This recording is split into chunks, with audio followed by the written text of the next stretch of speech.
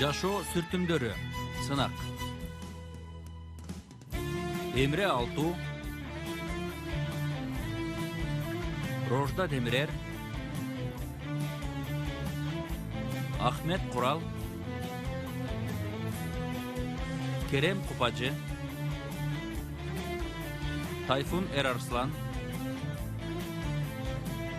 Замире Зейнеп Касапоулу, Бурак Сатыбол, Дениз Барут, Мерал Асилтүрк, Эфе Караман, конок актер Ешим Жерен Бозоулу жана башкалар.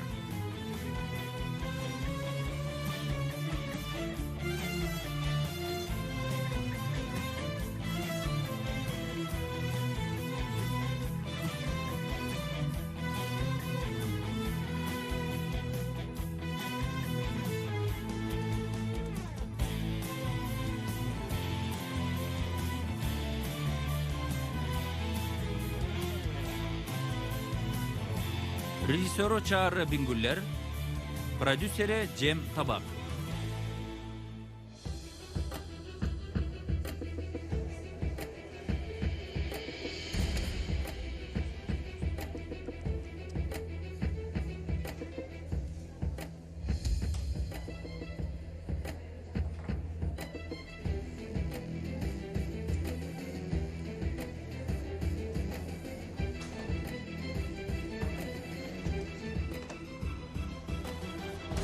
Tüyün çekildi. Бардык башламандын себеби билинди. Ошону айтсаң досум. Биз дагы Бахадырды эмне эле мактап атат деп ойлоп атсак? Бахадыр мырза бизге качан айтат болду экен? Эмне үчүн айтмак эле досум? Айтып койсо сыйкырчылык жогулуп кетет. Эмне деп атасыңар? Мен жөнүндө айтып атасыңарбы? Бизди көп алдап ойлогой. Баарын билип турабыз. Сен кимден эмнени жашырып атасың? Пандоранын кутусу ачылып калды, Бахадыр. Сен эмне деп атасың, эй? Муну айтып атабыз. Сенин айыңан мүдүрдөн сөз уктук. Досум, сен мүдүрдүн баласы болсоң, биздин күнөөбүз эмне? Мүдүрдүн уулу Бахадыр. Биз өгөй балдарыбыз. Ооба, ошондой.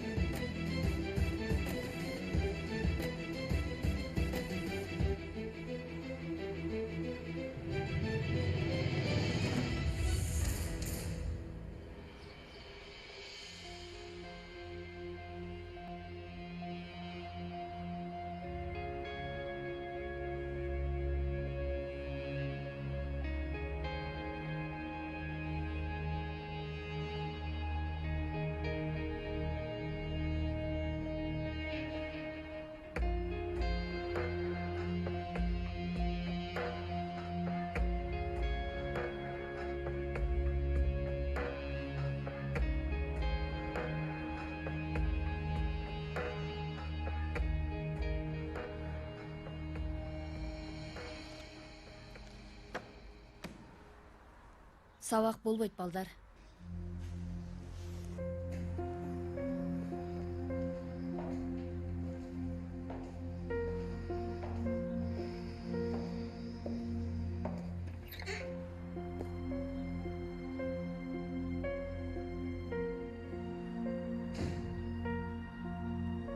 Жакшы мугалим болгонуңуздай эле жакшы апа да экенсиз. Муну да жеңип кетесиз.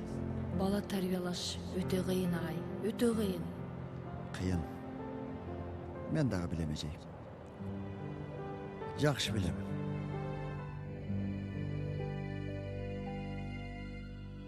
Айта турган нерсени негедир эле айта албайсыз. Болгондо да бала сүйүүсүн эжей. Бала сүйүүсү ушундай кылып коет экен көрсө. Жашоо демек боштуктарды ушинтип толтуруп коет экен да. Жашырган, корккон сырларыбызды өзү билгизип коет. Бирөөлөр келип, калың туруктуу дубалыбызга жөлөнөт. Анан дубалыбыз жыгылат. Аркасында көп жылдан бери жашырган сырларыбыз, өчүбүз, жек көрүүлөрүбүз алдыбызга чыгат. Кийин биздин колубуздан эки нерсе келет. Дубалды кайрадан тургузуу, же болбосо дубалдын калдыктарын тазалап, болгон жаман учурларыбызды унутуу. Азыр коңгуроо шыңгырайт, сабак башталат. Мектепте сабак жашоо, тема сен болосуң.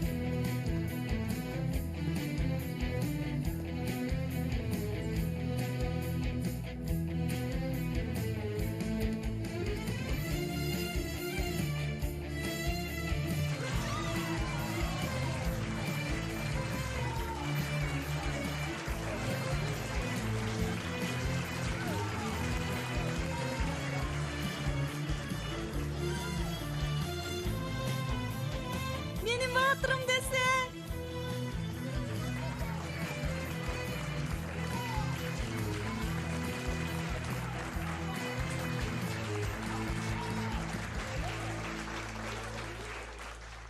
Dostlar, бүгүнкү күн мектебибиз үчүн аябай маанилүү күн.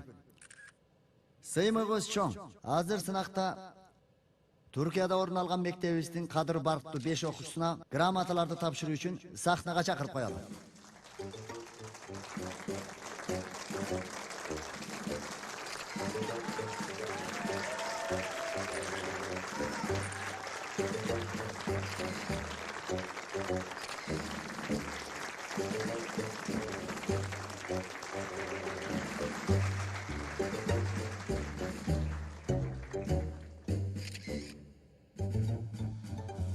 Ömer, kutlukdayım. Чоң рахмат агай. Yetkin, kutlukdayım. Чоң рахмат. Çağlar, kutlukdayım. Чоң рахмат. Caner balam, seni de kutlukdayım. Чоң рахмат. Andamese dostlar, okuu yaşoңор boyunca en başlıktan, көңүл ачуудан калдыңар. Бирок чынын айтсам, бул алган бааңар менен мени да уялтып жибердиңер. Түркиянын биринчи 5 окуучусу биздин мектебибизден чыкты, достор. Эми үмүт кылбаган таштар баш жарышты. Мына месе. Türkiye boyunca sınaqtın birincisi, mektebimizin birincisi, Seyfi Varol'dun gramatası. Kutluktan.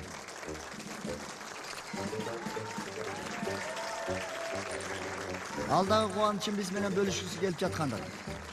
Қара месе Seyfi, өтө.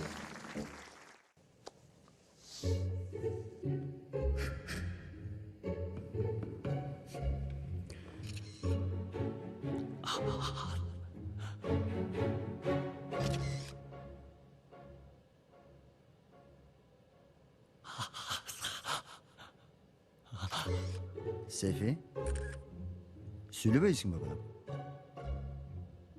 Albatta, algan balı köp bolgon üçün tolkundanıp, süyley albay atadi.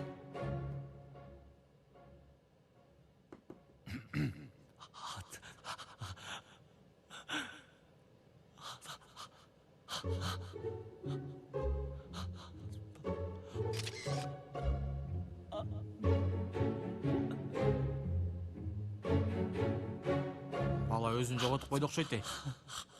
Эй, Сейфи, сүйлөйсүңбү сен? Досум, Бала ал жерде кыйналып турат, сен дагы эле сүйлө деп атасың да. Досум, бул күчүк окшой үн чыгарып атат эй. Сейфи, досум сүйлөйсүңбү?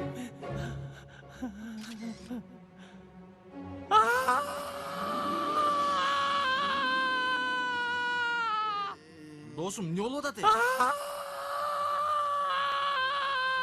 Жан жапчы. Эмне болуп атат эй? Сүйлөбө. Кудай өтөбү. Кулагымдын таштылага жарып кетейин деди. Үнүм өзүнө келип калды. Бүтпөйт деп ойлоп калдым эле. Коркунучту түш көрдүңбү? Сынактын жыйынтыгы белгилүү болгондон бери эле ушинтип калды. Бала муну көтөрө албай калды. Чын эле келеси болуп баратат. Эй, досум, сынак тапшыра албаганың акыр заман эмес го? Эмне болду? Кафеде сен жообун таап аттың эле го. Вы болду, а болду. Досум, азыр айтыла турган сөз ушул беле. Ансыз да КамАЗ кайгырып атат. Эй, досум, баарына жооп бергем. Чындап жооп бергем, эй. Эң көп математикага үмүттөнүп жаткам. Бирок суроолордун жообун кагазга көчүрүп жатканда ката кетирдим окшойт. Бир ката миң жамандык алып келет экен. Мейли, жүр эле мектепке кеттик. Болбойт. Айшегүлгө тапшыра албадым деп айта албайм. Болгондо да Кенен агайга математикадан 0 алганымды кантип айтамын, досум? Сарсын болбой эле кой, досум. Мен айтып коем. Койчу. Эй балдар, болбогон сөздөрдү сүйлөбөгүлөчү. Баарыңар сынактан өттүңөр. Мен өтпөй калдым. Эй достор, уккула. Бул биздин ортобузда сыр болуп калат, макулбу? Досум, дагы канча жашыра аласың муну? Баары бир билинет да. Кечирип кой, бирок бул мамлекеттик сыр беле эмне? Осмон агай менен Рыфат байке ичкерide жатышкан эле. Балдар, алар угуп калышсачы. Уушкан болсо бар го, мен өлдүм, эй. Эй, алар качан эле кетишкен бол? Бирок биз да турушубуз керек. Бул кечип калабыз.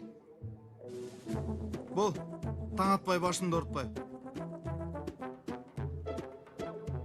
Үнүм. Таң атпай туруп алып үнүм дейт. Ой, Кудайым урсын, сени адамдай кылып кайрылды түшүп кетти, өлдү. Келип калдыңбы, Пакизе? Келдим, бирок. Ай, бул эмне? Ай, бөбөк кой. Кудай өмүрүн берсин. Бирок качан төрөп келдиң? Эже, бөбөк дей берип жинди болуп калдыңыз го. Мен муну кантип төрөйүм? Бул меники эмес го. Ой, макул, тамаша кылып атам ансызда. Анан бул каяктан пайда болду? Эң маанилүүсү, сен эмне кылып жүрөсүң? Мен ким экенин кайдан билем? Пакизе, жолдон таап алдыңбы эмне? Жок, кафенин босогосунан таап алдым. Эже, бөбөктү таштап коюшуптур. Сатаң болоюн. Чын айтып атасыңбы? Сен азыр кинодогудай бул алдейди бирөө алып келип, эшиктин алдына таштап койду деп атасыңбы эмне? Кана жаткызчы бул жерге. Жаткыр. Кана карачы, жанында бир нерсе жазуу жок бекен, я? Келчи кана. Ай, кантип болбойт, жазуусу болуш керек. Жок. Мына, бул жерде белгиси бар, аты мындай деген эч нерсе жок бекен. Карасаң жашлап. Жок. Карап көрчү, жашлап. Бол.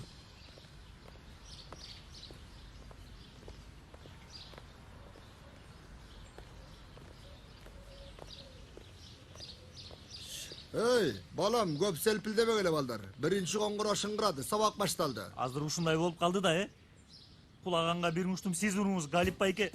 Эй, эмне? Бул эмне деп атат балдар? Ой, эч нерсе деп айткан жок. Досубуз чындык менен түштүн ортосунда ары бери болуп атат. Кеттик балдар.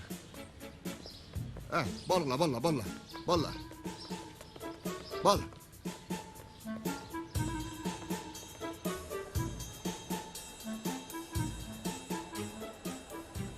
Макул дечи, досум. Бирок мен калп айта албайм да. Мени ук, Марио. Эч ким укпайт, түшүндүңбү, Марио? Албетте Сейфи, биз эч кимге айтпасак ким укмак эле? Мен уктосун. Сен өлүң келип жатабы? Сүйлөбөй, оозуңду жап, баланын ооруган жерин козго. Болдугула балдар, болдугула. Жүргүлө, мүдүр келип калды, класска кирип кетели. Чынын айтчы, мүдүрдөн коркуп атасың же сынактанбы? Менимче экөөсүнөн. Мүдүрдөн, анан сынактан. Макул. Азыр. Кимден коркуп атасың? Азыр. Өмүрү сабактан бул. Макул. Ушундай коркок да. Обай, бул мени оймой эмне үчүн келген жок эй? Эмнени ойлоп атасыз эже? Токто, сен токто. Мен бул маселени түшүндүм. Бул алдейди эч ким босого таштаган жок, Пакизе. Ай, андай болмок беле. Мен таап алып келдим. Эмне өзгөлдү дейсизби? Ой, жок эй. Ой, жок ой. Мен да ошону айтып атам. Ой, Пакизе, болдучу. Бул Рыфаттын кылганы анык. Ал кандайча? Кандайча болмок эле. Анын оюнча мени кайра сынап атат. Мен эне боло аламбы же боло албаймын деп чымындай мээси менен. Ай, кичинекей алдей менен коюңузчу, же анчалык болбойт да. Ошондой, Пакизе, ошондой. Эмне таң каласың? Тигил микроб менен биргелешип, гиперактивдүү жээндериңди сен алып келген жоксуңбу? Ай, антип айтпаңыз, жеже. Мен кайгырып Ай, мен айланып кетейин. Бирок мен бул нерсени билип алдым. Чоң балдар жетишпейм, кымындай алдей мен алдайын деп жатат. Ой, алтыным десе. Ой, эже, кымындай алдейди Рыфат байкеге ким берет эле? Бул Рыфат. Кабатыр болбо, бир айласын тапса керек. Бирок мен ишенмек билем. Ишенесизби? Ишенбейм. Мына бул тармал чачтарымдын астында жаркыраган жалындаган мээңди дагы эле биле албады чирген пияздай мээси болгон жолдошум. Бирок мен муну сен жаныңа коет билем. Рыфат, ой менин козум десе. Ай, муну карачы. Пакизе, курсак ачты дейсиңби? Мен сүт ысытып кирейин. Сүт ысытайын. Ой, менин козум. Эмне болду сага алтыным десе. Эмне болду? Ой, жаным десе.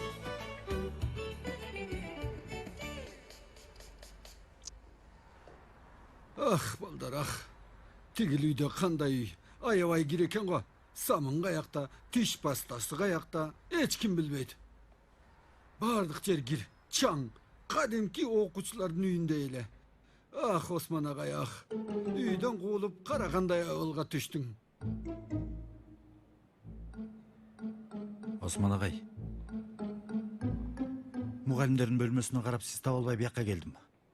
Таза адам болду болбоду суунун жанында го дедим. Агай, кичине сүйлөшсөк болобу?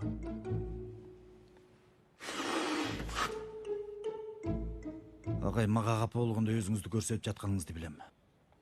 Катамды оңдойун, агай. Уруксат этиңиз, сүйлөшөлү. Сизге үйдөн кетиңиз деп айтып, чоң ката кылганды мойнума алып атам. Бирок Сабагым бар, агай. Жакшы калыңыз.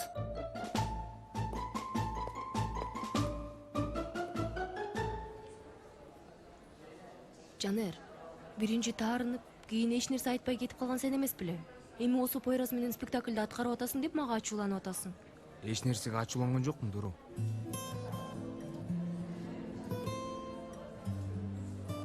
Анда жараштык.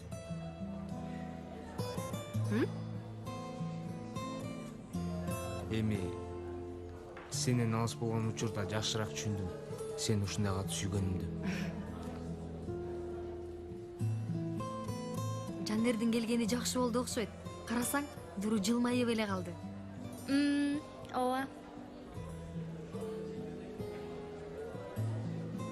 Пойраз, сага ыраазычылыгымды билдирем. Тиги акыркы болгон башаламанда сүйлөшө алган жокпуз.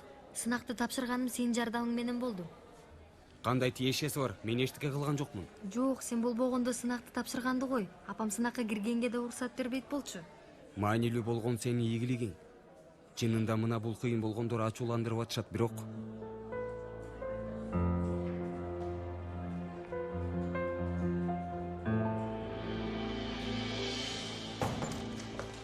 Саламатсыңарбы, балдар? Отура берсеңер болот. Бүгүн сабак болбойт. Мүдүр бей менен сүйлөшүп уруксат алдым. Театр оюнуна тиешелүү маанилүү өзгөрүүлөр болду. План боюнча ансыз да алдында болгонубуз үчүн 2 сабагыбызды театр залында даярдык кылганга бөлүп койдум. Оюнга катышпаган балдарга уруксат. Кана эмесе даярдангыла. 10 мүнөттүн ичинде театр залында жолугушабыз.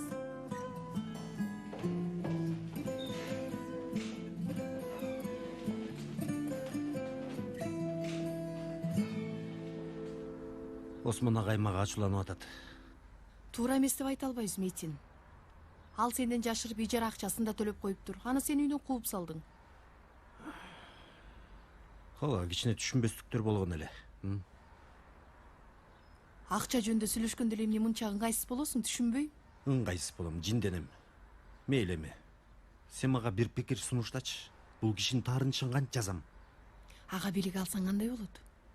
Белек дегениң гүл сыяктуу нерсеби? Токтой тур, азыр мага гүл албай туруп Осмон агайга белек бербесең, мен капа болом, Метин. Кандайчы сага гүл бербедим Yüksel? Ресторанга барганда мен сага гүл алдым эле Ал го. эсептелбейт Метин. Ой, кайдан билейин эми. Бул эми сен мага пикир айтчы.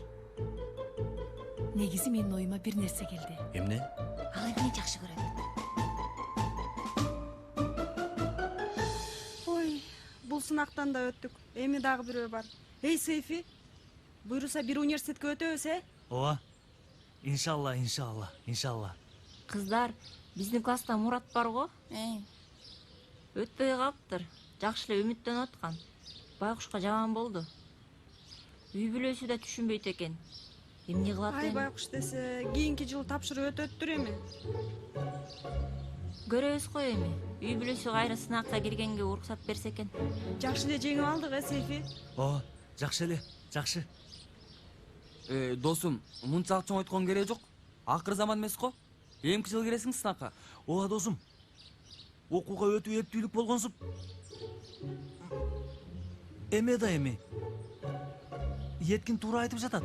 Эми өлмө эмес го акыры. Ошого неме дедим. Досум, байкасаң темабыз өзгөрбөй койду. Ооба да. Кыздар, силер театр залына барбайсыңарбы эмне? Барышыбыз керек. Элиф эже эмне дейт экен, кызыгып атам. Кеттик, жүргүлө.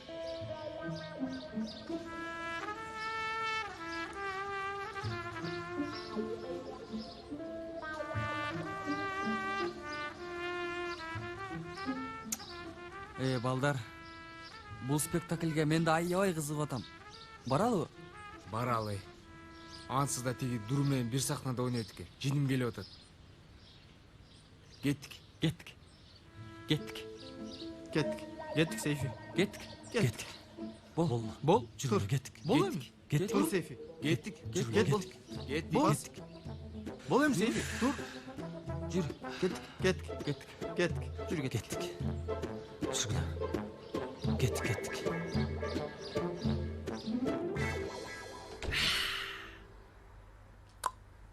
Пакизе, столдорго сүлгү кой.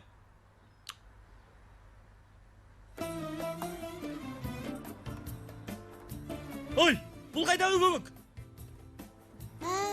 Билбейсиз да, Рыфат байке? Билбейм. Бул алдайды, мен эшиктин алдынан таап алдым. Билесизби? Койчей. Эмне болду, таң калдыңызбы? Эй, Пакиза, бул эмне? Табышмакты сүйлөөчү болду. Албетте таң калдым. Алла, биз эч таң калган жокпуз, Рыфат байке. Эмнегедир эч таң калган жокпуз. Ой, Кудай. Пакиза, жакшы түшүнүктүү сүйлөөчү. Күн чыкты, сенин башың кайра иштебей калды. Эми сен Айнур эжеңдин тарабына өтүп кеттиң эмне?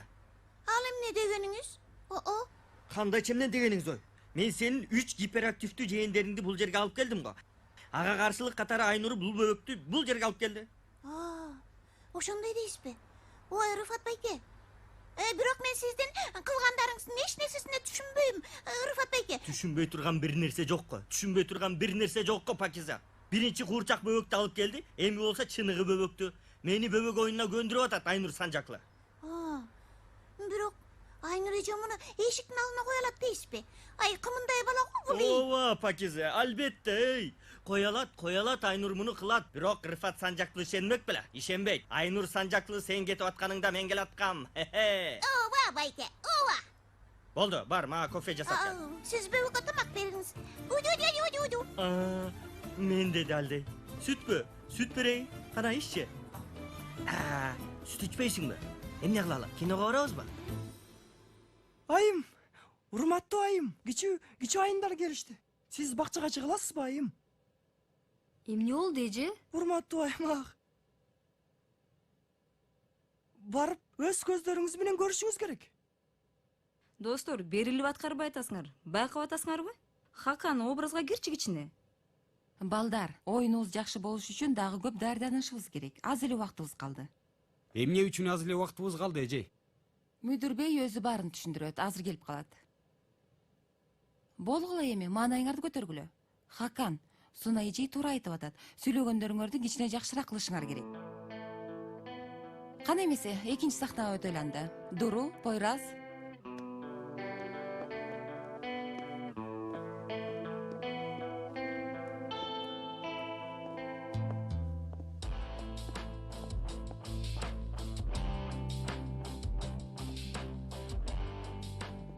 Сунушумду кабыл кылып, мени кандай кубатканыңызды билсеңиз, фикрет айым. Суранам, антип айтпаңыз Эшреф мырза, мени уялтып атасыз. Гүлдөй болгон беттериңизди бир жолу мага өптүрсөңүз, жанымды курман кылууга даярмын, билесиз.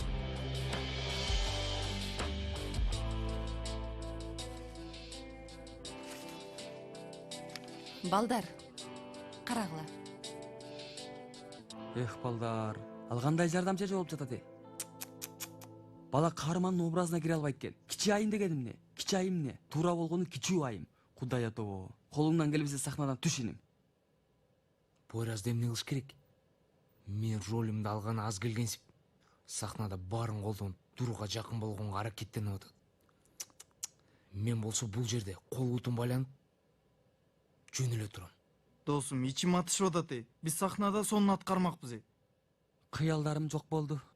Эч кандай үмүтүм калган жок. Менин көздөрүм караңгылап кетти. Жан, тиги сахнага чыгып өзүбүздү көрсөтүп коелугу. Дөдүрөөчөй Сайко. Ансыз да мектепте күнөөлөбүз.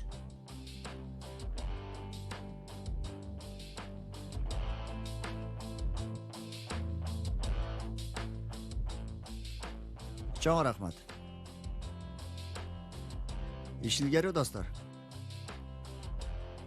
Чоң рахмат, мүдүр бей. Кош келиңиз, мүдүр мырза. Мен балдарга эч нерсе айткан жокмун. Сизди күтүп жатканбыз. Чоң рахмат. Ошол достор. Мектебибиз бул даярдаган спектакль менен мектептер арасында боло турган жарышына катышабыз. Сонун болуптур, агай. Туурасын айтыш керек. Бул ишти баштап жатканда мындай максатыбыз жок эле. Бирок уккан маалыматтарга караганда бул уюштуруу иши жөнөкөй жарышма эмес экен. Чоң сыйлыкты ала турган мектепке компьютер лабораториясын куруп беришет экен. Тагы эле мектебибизге керек болгон нерсе экен. Ооба. Анан айрыкча спектакльдеги окуучуларга бирден таблет компьютер белек беришет экен. Университет менен мэрия чогуу уюштуруп жатышат достор. Ошондуктан көп көрүүчүлөрдүн алдында аткарасыңар. Кабарды биз дагы кеч уктук.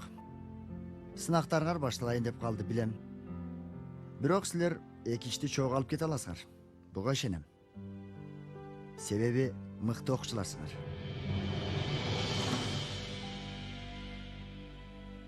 Элиф эжей, Сун эжей, сиздер дагы жакшы даярдайсыздар деп ишенем. Чоң рахмат, мүдүр мырза. Рахмат, агай. Рахмат. Мейли, мен силердин колуңарды көп кармабайын. Иш илгери. Иш илгери болсун.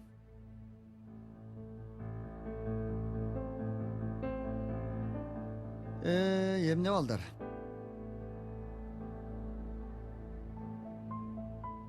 Силердин башка ишиңер жокпу?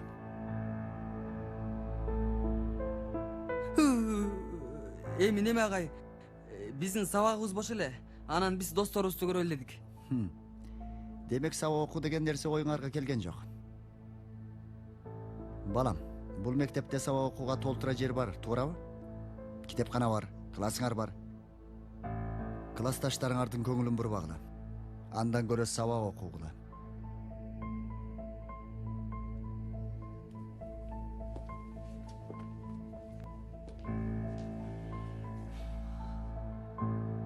Мынтип окуучуну айдаса болмок беле, досум. Жок, досум. Биз бул мектептин өгөй окуучуларындай болуп калдык. Бахадыр өз баласы болгону билинип калгандан кийин эми эч нерсени жашырбай калды, мүдүр бей. Ооба. Бирок досум, мен да атам мүдүр болгондо мага да бардык эшиктер ачылмак. Менин да жашоом сонун болмок эле. Ой балам кыйналып калбасын. Ой балам бардык нерсени кылсын. Албетте өз баласына. А бизге келгенде эле болгула, кеткиле. Эй, болду. Мен жөнүндө эмнелер сүйлөп атасыңар, балдар?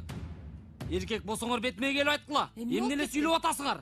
Мен жөнүндө силер эмнени билесиңер? Мүдүрдүн улуу экениңди билебиз. Жетпейби? Мүдүрдүн баласы эмеш. Мен ошол кызды стратейсиңерби? Мүдүрдүн баласы болуш. Токтой туруңуз эжей. Экөөбүздүн каныбыз бир болушу мүмкүн. Бирок эч качан ата бала болгон жокпуз, түшүндүңөрбү? Болбойбуз дагы. Мүдүрүм болушу мүмкүн. Бирок эч качан атам болбойт. Эч ким мага тааныш билиш кылган жок, түшүндүңөрбү? Мен ансыз деле андай нерсени каалабайм. Муну тиги көк мээңирге киргизип алгыла. Болбосо өзүм киргизем. Качкыла. Азаматсыңар. Бул кылыгыңар жактыбы? Өзүңөрдү көрсөтүү үчүн ыкмаңар ушул беле? Классташыңар жөнүндө болбогон нерселерди айтып буруш чыгаруубу? Эже, эч кандай калп нерсе жок. Сиздин оюңузча мүдүр бей баласын бизден бөлбөй атабы? Токтоткула. Бул мектепте мындай нерселер болбойт. Муну унутпагыла, макулбу? Кулагыңарга куюп алгыла.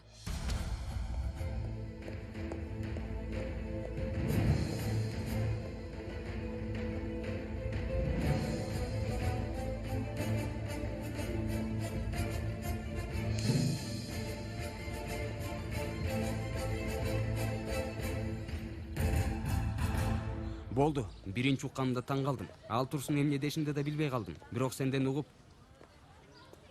Болду досум, көп кайгыра бербе. Тиги акмактарды ойлоп эле кой. Баскетболдон да спектакльден да айдалгандары үчүн эмнеге асыларын билбей калышты. Досум, алардын эмне дегендери мени кызыктырбайт. Бирок бизди чындап атап аладай көрүп атышат. Ошентип дем алыш күндөрү чогуу туруп эс алып күрөшөт деп атышат. Пикникке барып атабыз, топ ойноп атабыз деп ойлоп атышат. Ооба, атам мени жакшы көрөт. Аябай мээримдүү. Ушинтип ойлогондору мага жакпайт. Кээде билесиңби? Ага болгон жек көрүүмдө минтип кыйкыргым ке.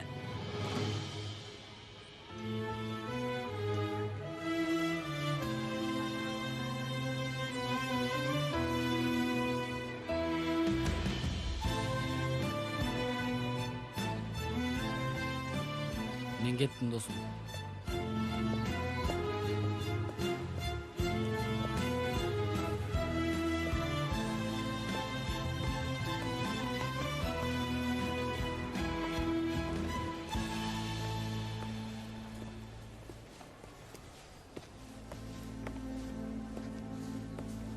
Балдар, көп нерсе колубуздан учуп атат. Бул жарышууга катышыш керек, балдар. Бүт мектепке ким экенибизди көрсөтүш үчүн жакшы мүмкүнчүлүк. Минтип алайып карабагылачы. Оңой эле жеңилбегенибизди көрсөтүп коелу. Ооба. Бирок кантип? Эми сынактарды эптеп тапшырабыз. Бул нерседен шек санаган барбы? Жок. Ал жагы сөзсүз. Ооба. Мурунку сынактан өтө албай, бул мектепте эми кыла турган эч кандай ишим калган жок досум. Бул мектепти бүтүрөсүң, Камаз. Аны ойлонбой эле кой. Спектакль сөзсүз болушу керек. Кантип кылабыз досум? Биз дагы даярданып жарышмага катышабыз, Өмер. Ой, негизи бар го. Тиги компьютерлерди алып мүдүрдүн столуна уруш керек. Кандай сонун болмогой? Ал үчүн биринчи жарышмада жеңишибиз керек, досум. Кааласак биз аны кылабыз, чагалар. Баарыбыз жакын арада даярданып, тигил балдарга атандаш аябай сонун спектакль даярдай алабыз. Макулсуңар, балдар, а? Камаз. Макул, макул. Мына ушундай да досум. Ооба. Бар болсун достуктун күчү. Менин айтасың досторум. Арстандарым. Досторум. Туура айтасың. Туура. Болдугула. Балдарды театр залында көргөн жоксуң, Кенан. Мушташып кете жаздашты. Бул Бахадыр маселесин каяктан билип алышыптыр? Билбейм. Анын үстүнө биз деле жаңы укпадыкпы? Бирок Бахадырга асылгандары такыр жакшы болгон жок. Мына кара, мүдүр мырзанын четтетүү чечимине каршы балдар коргоо механизмин табышыптыр. Болбойт. Баары бир туура эмес кылып атышат. Мейли, бирок мен ушул үчүн айтып жатам. Мүдүр мырзанын четтетүү чечими туура эмес деп айтам. Эми балдарды эки топко бөлүп жатат. Бирок мындай кылгандары да болбойт да. Жок, эми эмне болот? Балдар эми спектакльден четтетилгенден кийин барып сабак окушат беле. Койгулачы, айланып кетейин. Кечирип кой. Бирок бул Салих бей окуучунун психологиясын түшүнбөйт экен. Сен дагы бир аз этият болушуң керек, Кенан. Эмнеге? Мүдүр мырзанын бөлмөсүндө болгондорду айтып бердиң. Баласына айырмачылык көрсөтүп атат деп күнөөлөдүң. Бул дагы туура эмес.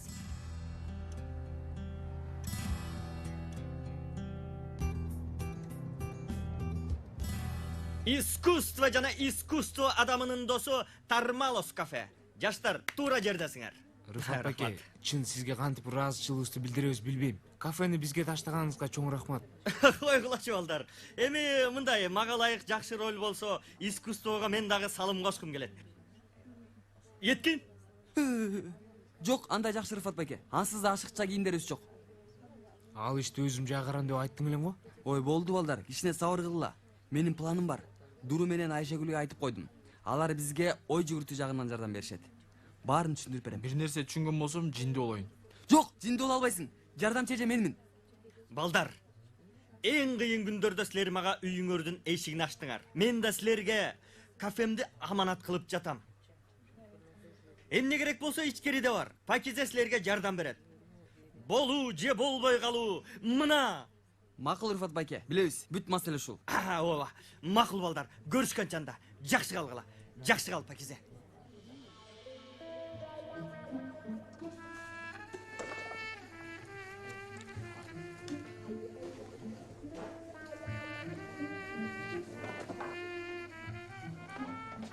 КамАЗ, фараларыңды өчүрүп четке чыгып калыптырсың. Тынччылыкпы досум? Ооба да досум.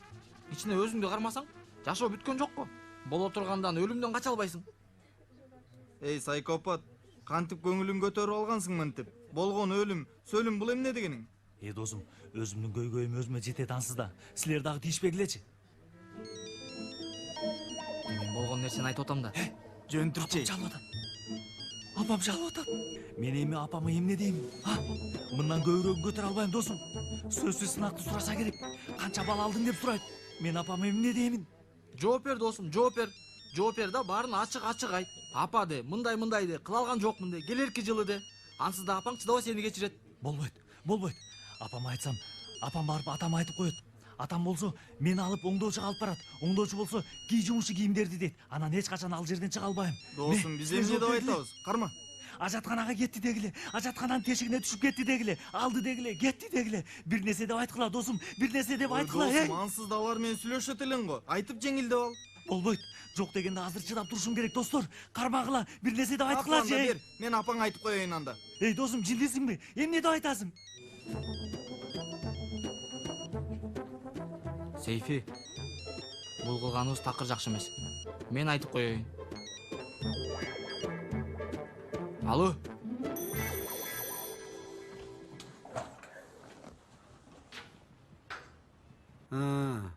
Коңгура шыңгырады балдар келди деп ойладым. Сиз эмне кылып жүрөсүз агай? Осмон агай, ортобузда капачылыкты жоёюн деп келдим. Сизге кылгандарым үчүн кечирим сурайм. Үйдөн кууганым үчүн кечириңиз. Достукту бузуу оңой, бирок оңдоо кыйын. Бекер эле келепсиз. Агай, ой агай, суранам коюңузчу. Өкүнүчтүү болбойсуз. Биринчи мени угуп койсоңуз. Намысымды жерде тепселеп койдуңуз. Жакшы барыңыз, Метин. Агай, Осмон агай. Баары экинчи мүмкүндүккө татыктуу турабы? Сиз экинчи мүмкүнчүлүктү да колдоно албадыңыз агай. Бейпилтүн. Агай, чын айтып атам. Куту менин таң аткыча эшиктин алдында турам. Чечим сиздики.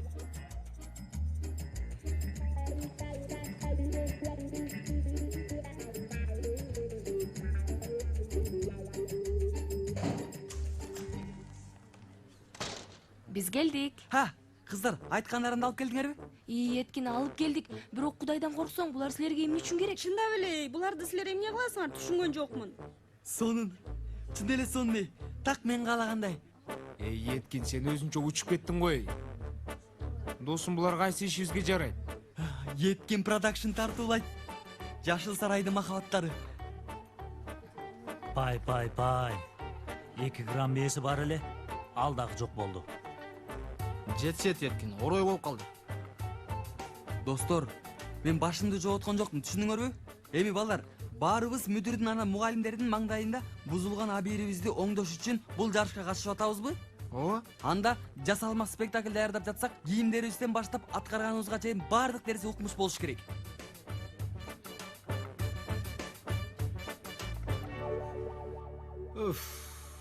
Агай, сураныч, сөздүн маңызын айтыңызчы, себеби менин убактым аябай кымбат. Агай, эгерде жарашсак, бул кутудагы бардык нерсе сиздики. Пара берип жатасызбы? Коюңузчу агай, белек. Ижара акысын төлөдүңүз го. Анан үйдүн карыздарын төлөп койдуңуз.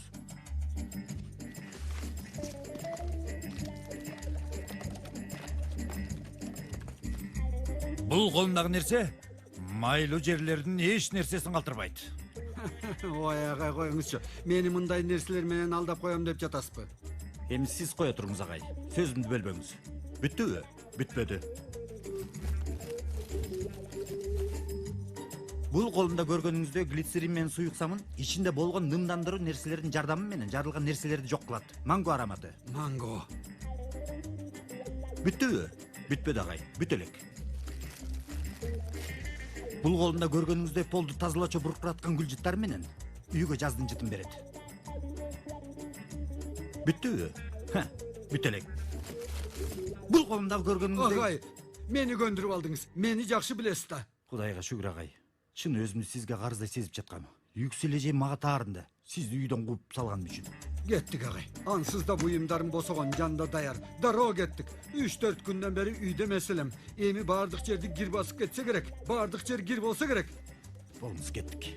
Менин чемодандардымды алып аласызбы? Кудай атова. Жетсет еткин. Жинди болуп калдыңбы эмне? Досторум, сурана мага ишенгиле. Чында аябай сонун болот. Биринчи болобуз, ана мектептин сыймыгы болобуз. Такыр туура эмес, достор. Менимче дагы. Анан аял ролдору дагы бар. Аларды ким аткарат? Мен такыр аткарбайм. Мен дагы аткарбайм, досум.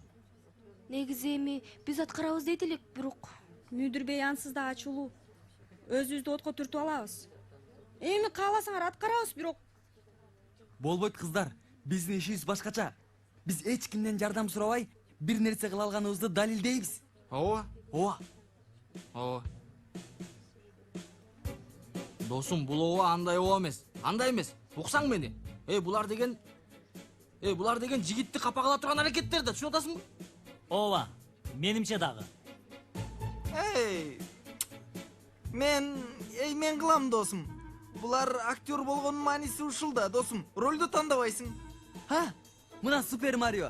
Мына сахнада көрүм келген аракеттер ушулар. Достор, негизи Еткин бир жагынан туура айтат, Аял уруксат берсе мен да кошулам, балдар. Анан ансыз да бул карьерам башталып калган билесиңер. Аны уланткым келип турат. Мейли, 2-3кө бөлүнүп кеттиңер. Силер кошуласыңарбы? Макул чей. Мейли, болуптур, макул. Бир балени баштап, өлөбүз акыры. Кайра өзүңөрдү шерменде кыласыңарбы? Аялдын кийимин кийбегениңер калды эле. Аны да кийгиле, толук болуп калсын. Сен ал жерде бизди тыңшап турасыңбы? Ушакчы? Карап сүйлө, тилиңди кесип коем. Койчу, кесчи гана көрөлү. Жанер. Балдар, эмне кылып жатасыңар, Балдар жапайы батыштын баарына айлантып жибердиңер го бул жерде. Өзү баштады, Пакизе. Мени ушакчы деген жигитти карагыла. Оозуңарга калемпир сүртүп коемей. Дос болуп тынч болгон силердин ниетиңер жок. Пойрас, подносту бер. Пойрас, сен бүгүн аябай чарчадың. Болду, бара бер, бол. Баарыңардын оозуңарга калемпир сүртүп коем. Айшыгүл, биз да кете берели, Жанер, эч ким менен урушпа, макулбу? Макул эми. силерге ийгилик. Ийгилик бизге керек болот. Балдар, болгула. Аз сөз көп иш, алгыла.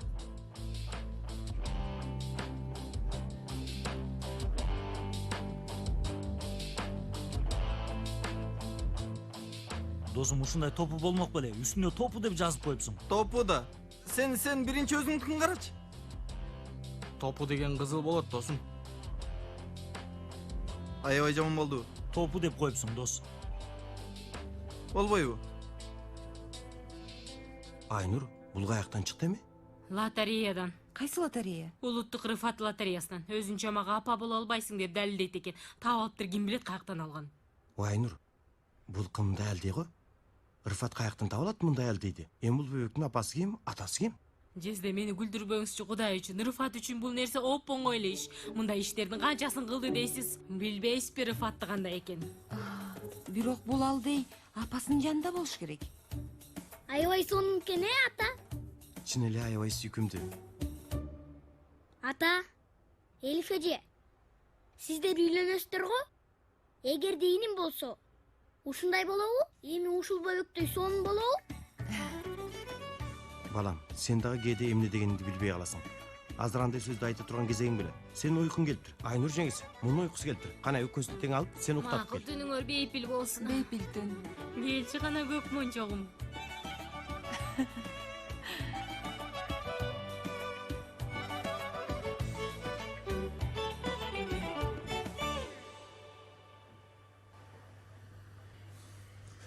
Досум, кара, бир чабам азыр. Жер сүлгүнү кийме чачты берип койдуң. Ой, шерменде болобуз, досум. Эмне кылалы досум, лотереясыга чыкты. 2 кийме чач бар эле, аны да кийип алдык. Еткен сен муну жакшылап тазалаганына ишенесиңби? Анан кийин кир болуп калбасын. Осман агайдын колу тигендей эле таза. Өзүмдүн колдорум менен тазаладым.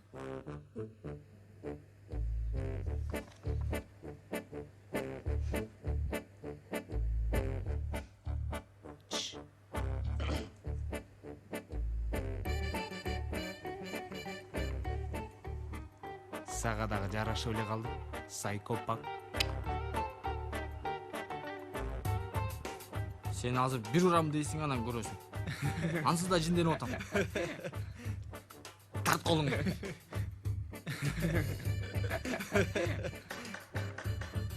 Жетет. Көп сүйлөбөгүлө. Репетицияны баштайлы. Кана эмесе?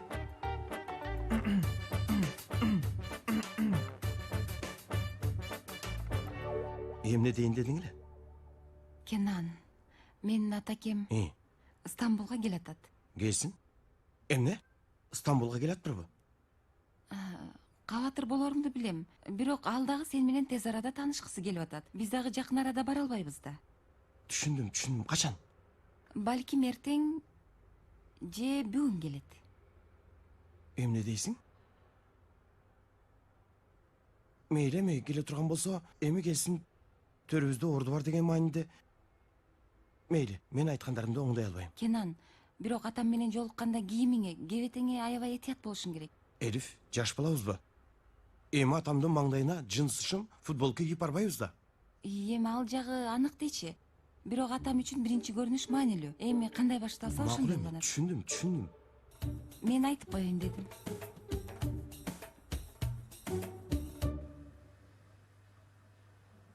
Эми Жанер, сен Эшреф дегенди ойнойсуң.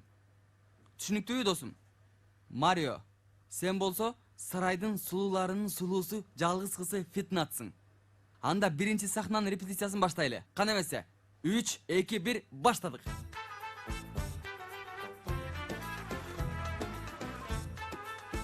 Еткин колду кармаган жери болбосунчу эми. Ментип булар алыстан эле сүйүп, бирок жолуга албай жүрүшсө, ошондо аткарсак болбойбу? Болбойт, Жанер. Кара, бул жерде мен отурам. Досум, маңдайыңда жалгыз сүйгөнүң Фитнат турат. Бул ал менен жолуга алган кубанычтуу учур. Ага сүйүү менен, махабат менен карайсың, макулбу? Кана, кайрадан баштайбыз. 3, 2, 1, баштадык.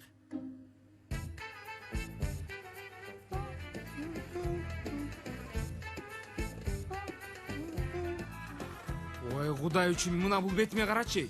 Кайсы сүйүү, кайсы махабат жөнүндө айтып атасың? Сүйүүдөн да махабаттан да көңүлүм калды, чын айтып атам. Ой досум, кээде бар го аябай корс болуп каласың. Менин да намысым бар. Сен эмне? Мен эмнени жактырган жоксуң? Досум, болду, созбогула. Ансыз да маанайым жок. Баштасаңар баштагылачы. Болду, КамАЗды жиндендирбегиле, болду.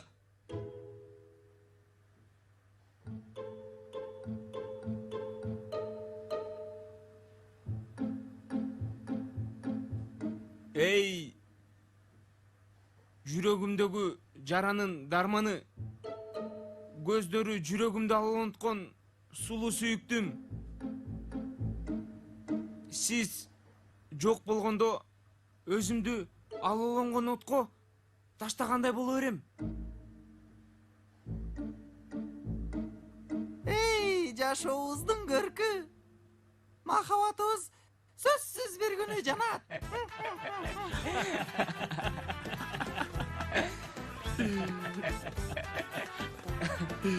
Досум, эмнеге күлүп атасыңар? Бир жерде бир нерсе өзгөрүнүп атабы?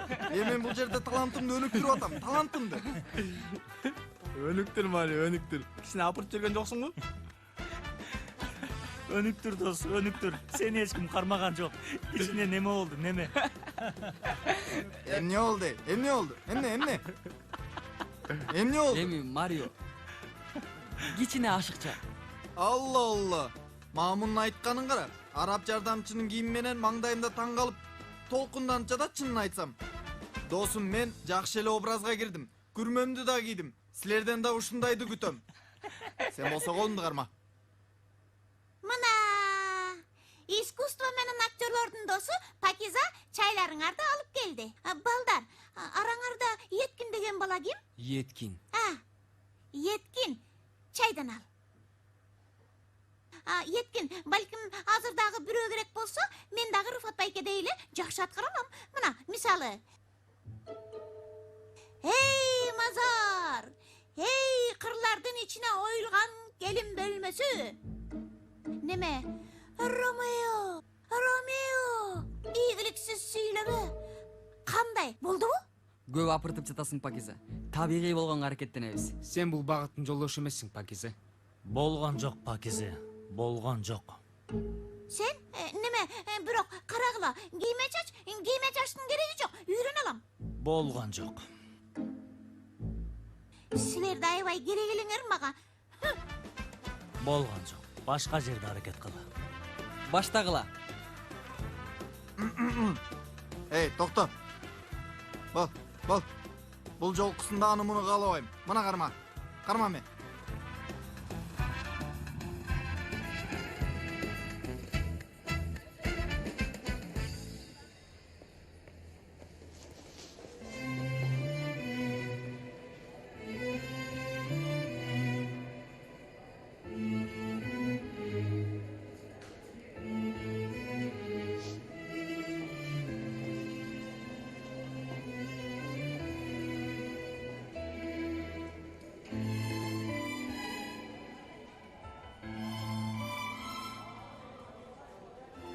Бахадыр.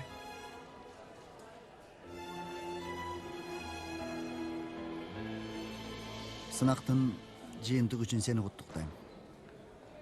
Аябай жакшы баа алыптырсың. Муну сенден күткөндөй эле. Экинчи сынакты дагы ушундай тапшырышыңды күтөм.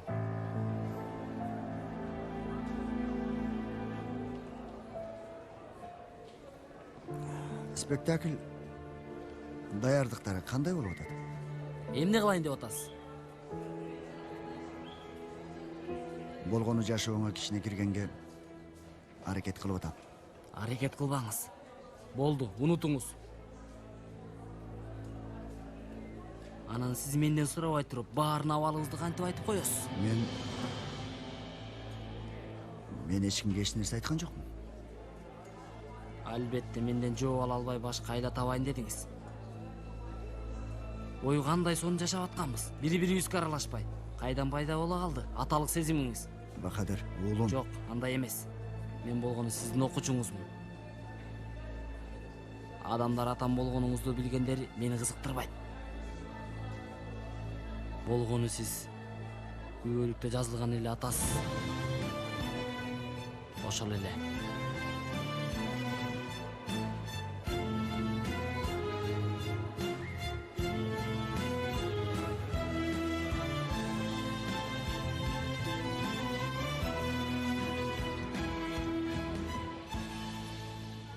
Kızım. Gel çıkana canıma gel. Gel. Çaşların emne olup kalgan. Daro tarafında. Bol tara.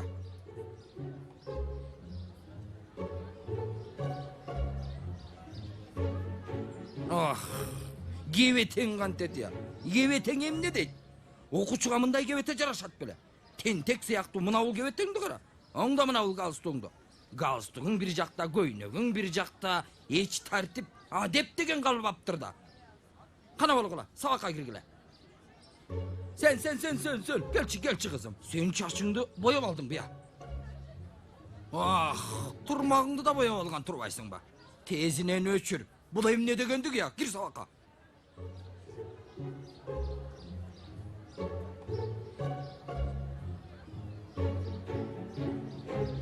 Sen balam beri gel. Sen beri gel. Gel. Mınday tur. Bular kıskarak bolş gerek. Düşündün mü? Kıskarak. Kanday ne bezgör ya? Gir sabağına. Bayke.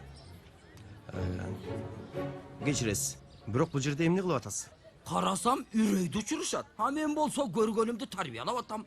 Жок, менин окуучуларыма эч ким бакыра албайт. Демек сиздин окуучуларыңыз. Эми түшүндүм. Эмнеге кебетелер мындай болгонун. Үстүндө сизге окшогон мугалимдер болгон учурда.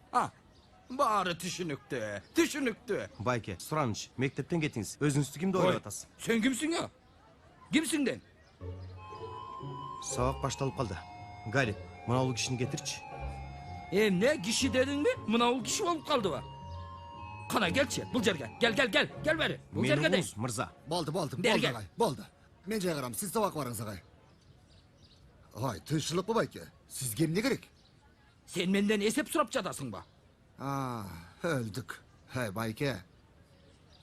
Мына бул мектепке жакшы адам келсе, тишимди сындырам. Чын айтам, тишимди сындырам, Ой. Ай.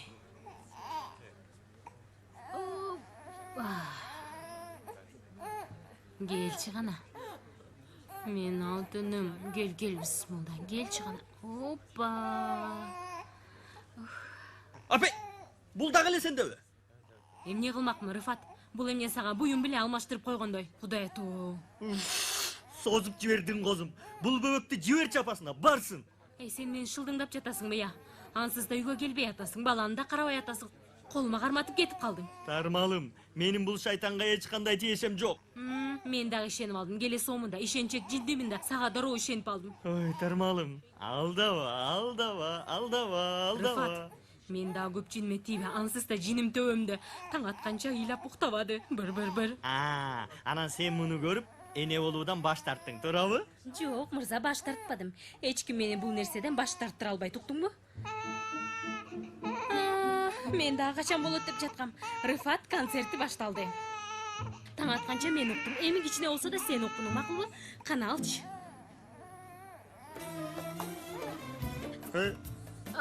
Токтоду. Ой, ыйлабай калды. Рыфат, такыр жылба ордуңдан. Каяка козум? Уктай албаган уйкумду уктаганы. Айтмакчы, ыйласа асты үстүн алмаштырып кой, Сураныч. Мейли анда, мен кеттим. Айнур, кетпе. Тармалым. Кетип калды. Сен кандай сулуу немесиң? Аябай кызыктай экенсиң. Чипи деп менин мурдумдан түшкөндөсүң. Мага окшош. Сенин атың ким? Али атыңды айта албайсың да, Сага мындан кийин Рыфат Жуниор деп ат койдум. Бисмиллахиррахманиррахим. Рыфат Жуниор. Сонун ат калды. Кир. Мени чакырыпсыз. Ооба, чакырган мырзам. Балдарга эмне үчүн айттыңыз? Эмнени? Коюңузчу мырзам. Түшүнбөгөндөй болбоңуз. Бахадыр менин уулум экенин. Балдарга сиздин айтканыңызды билем. Мындай нерсе жөнүндө ушак чардым деп ойлоп атасызбы? Ойлогон жокмун. Билем. Мындай өзгөчө. Анан жеке маселени окуучулар менен сүйлөшө турганым кантип оюңузга келди? Кенен мырзам, жок дегенде мойнуңуз каласы деп ойлогом. Бирок карасам, сизден чындыкты күтүү болбойт экен. Кенен мырза, мени атаң катары, мүдүр катарда кандай кыйын акыбалга койгонуңузду сезип атасызбы? Мындай нерсени кылган жокмун деп айта алам. Кылбаган бир нерсе үчүн күнөөлүү болуш жакшы эмес, мүдүр бей. Мен да түшүнүп атам. Ооба, аларды уктум, аябай кайгырдым. Жада калса кааласаңыз, Бахадыр менен сүйлөшөм. Жок, мырзам. Мындай нерсени такыр кылбаңыз. Бардык нерсеге мурдуңузду малганыңыз үчүн ушундай абалга келдик. Белмеден чыгыңыз. Мени кууп атасызбы? Кандай ойлогуңуз келсе, ошондой ойлоңуз.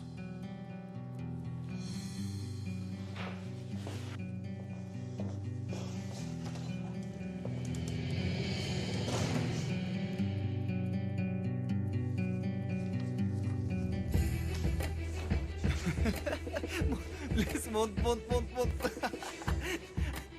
Жалар ошондой. Балдар. Качандан бери эшик тыңшай турган болдуңар? Ал эмне дегениңиз, агай? Түшүнбөй калган сыбагыла. Бахадыр мүдүр бейдин уулу болгонун кантип билип алдыңар? Неме агай? Негизи биз мүдүр бей менен сүйлөшкөн аргамыз. Андан кийин сиздин сүйлөгөнүздү угуп ичине кире албай койдук. Анан биздин эшикти тыңшадыңар. Агай, андай эмес болчу. Бир учурда кокустан ошол жерде болуп калдык. Театр залында болгондорду да уктум. Мага карагыла. Жинеңерди түшүнүп турам. Бирок жинеңерди алып туруп Бахадырдан чыгарганга аракет кылбагыла. Университетте студент болом десеңер, жинеңерди кармашыңар керек. Бирок агай, мүдүр бей да бизди мектептен айдай албай атат. Ал маселе башка, бул маселе башка. Акылдуу эстүү болгула. Ал жакта бул жакта уруш чыгарбай, мүдүр бейдин да көңүлүн өзүңөргө бурбагыла. Жетет. Кана киргиле.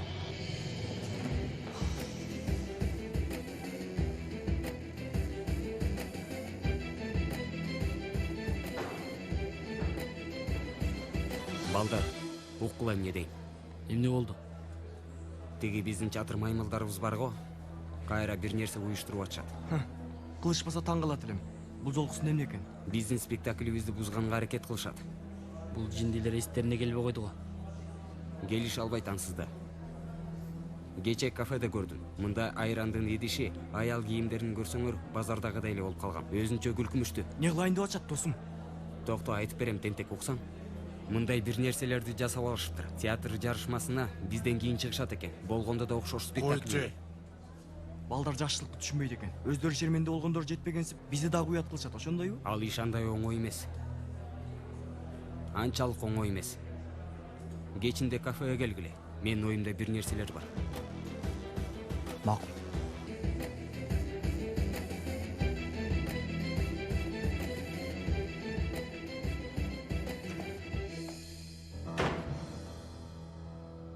Кенан, эмне болду? Кайдан билейин, эмне болгонун. Сол бутум менен турдум окшойт.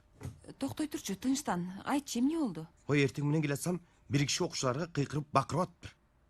Бирөөнүн атасы окшойт, билбейм. Аябай жиниме тийди. Андан кийин мүдүрбей. Эми экөөбүз тең шайымды оодарышты. Токтой турчу, токто. Тиги эшиктеги киши кандай киши эле? Кайдан билейин? Элүүлөрдөгү киши, чачы агарып калган. Келе жатып сен деле көрсөң керек. Ой, жинди неме окшойт? Мен азыр келем. Ой, чын мени оорлук кылып койдуңуз. Рак болуп калдым. Айтыңызчы, эмне керек, ким керек, айтыңызчы, мен жардам берейин, байке. Сага эмне, киши? Сен өзүң ишиңди кыл. Бул мектептин кебетеси эмне дейт? Бардык жер таштанды. Сага берилген акча бекер кетип атат. О Кудайым, сабыр бере көр. Ата? Акырында сизди таптык, Элиф айым. Элиф эже, бул киши сиздин атаңызбы? Галип, сен жумушуңду кыла бер. Бул сиздин... Галип, бар. Сиз... Мунайдагыла көп сүйлөйт экен, өтө көп сүйлөйт. Макул ата, мектепти башалман кылып салыпсыз го. Келгениңизде эмнеге айткан жоксуз? Колум бош эмес эле. Мектепте тартип салайын дегем. Жаманбы эмне? Тартип жок бул жерде, тартип. Анан сен дагы кош келиңиз деген ордуна сурак алдың. Кош келиңиз, ата. Мына, достор, баарыңарды куттуктаймын. Биринчи сынакта бүттү. Эми мындан кийинки кадам аябай маанилүү. Алчы кызым. Кайра башталды досум. КамАЗ кантип кутулабыз азыр? Айланып тегерени ошол жерге келип атабыз. Ооба. Сейфи, ал кара балам. Кайсы университетти тандайсың, кызыгып атам. Досум, бүгүн баары тең эле КамАЗга асылып атышат го. Бул колумда көргөнүңөр Түркиянын эң алдыңкы университеттеринин таанутуу китептери балдар. Кайсы университетти тандай турганыңар маанилүү. Минтип көз жүгүртүп карагыла. Ошол, алдыбыздагы 4 жылды ушул жактарда өткөрөсүңөр. Ошол. Кана баарыңар тандап алгылачы. Кызыл, кып-кызыл. Бети кып-кызыл. Башка жашоого киресиңер, туурабы? Көздөр чишип чогуу барабыз, Сейфи.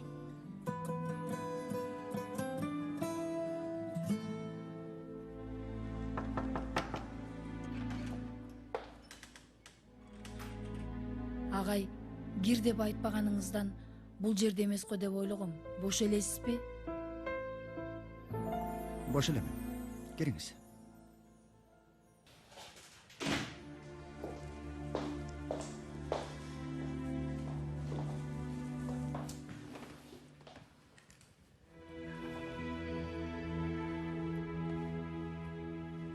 Агай, менин кээде дууру менен кыйынчылыктарым болот билесиз. Минтип урушуп калганыбызда, ага таарынып калганымда мен өзүмдү ушунчалык жаман сезем. Мындай деп айта албай кала тургандай болом. Андай учурларда дайыма жанымда кимдир бирөө мени укса деймин. Эмне? Эмне айтайын дедиңиз эле? Агай, кечирип коюңуз. Мен Бахадур жөнүндө угуп калдым.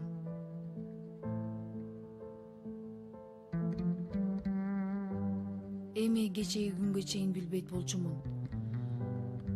Бирок эгерде сүйлөшкүңүз келсе, мен дайыма бул жердемин. Азыр же болбосо кийин.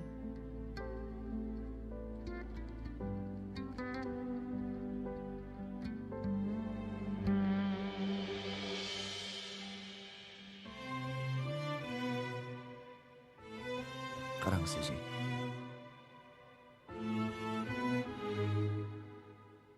Бул жанымдагы бала Бахадыр. Аябай сонун бала экен.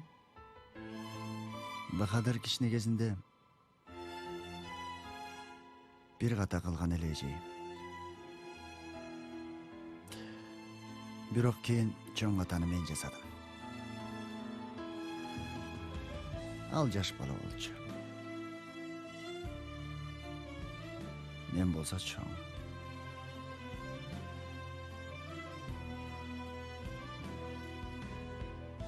Эми азыр болсо, азыр эмне кылаарымды, кантип жакындаарымды билбей турам эжей.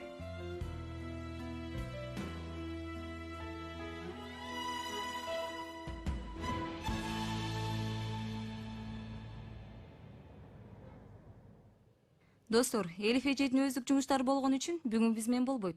Бирок Берин эжеңер бүгүн силерди көргөнү келди. Университеттеги жылдарымда иштеп кеттим. Студент кезимде маданият центринде мындай кичине театр группасында иштеген болчумун. Аябай толкунданып кеттик. Анда эмеси достор, баарыңар даяр болсоңор баштайлы.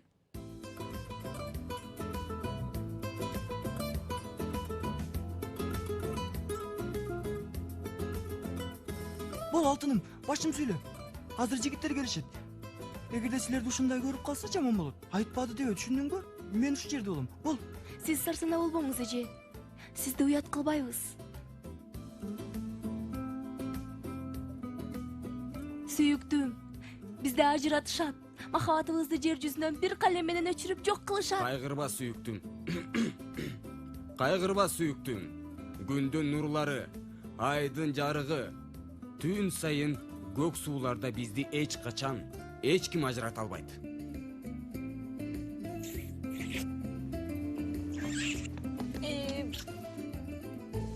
Кичүү айымдын жуунуу убакыты келди. Жуунуу убактысы? Елис, туура эмес жерден баштап атасың. Буга эмне болду? Азыр сенин кезең эмес. Анан да туура эмес аткарып атасың. Эжей мен алмаштырып алдым окшойт. Кечиресиз. Элис чыгармада жок да. Сүйлөбөчү. Элис, сен жиндейсиңби? Эмне кылып жатасың? Ой, түшүндүк, сүйөсүң, бирок бул оюн да. Ой, эмне кылайын? Жиним келип кетти. Болду достор, жетишет. Токтогон жерден уланта берели. Бизди эч ким ажырата албайт. Менин сулуу.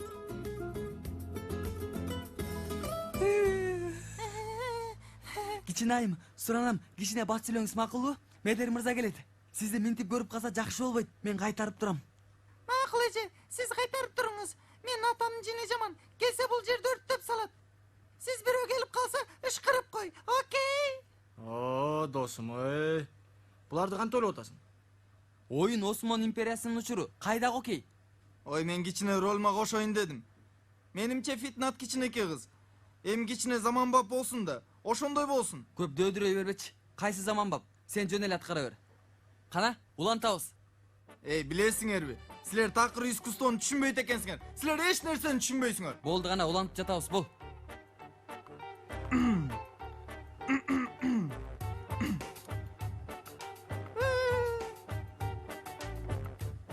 Кайгырба, Фырат. Жок, Дижиле. Пүү десе. Досум Фитнат, Фитнат. Башынан баштап айтам.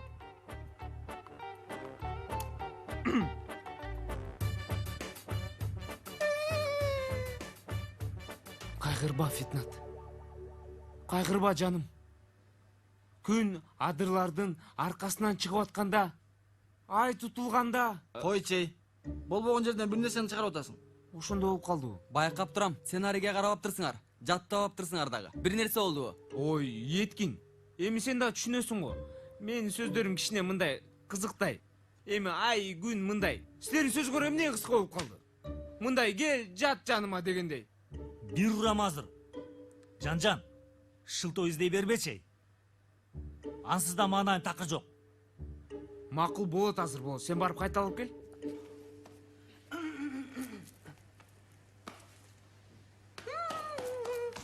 Кайгырба, Фитнат.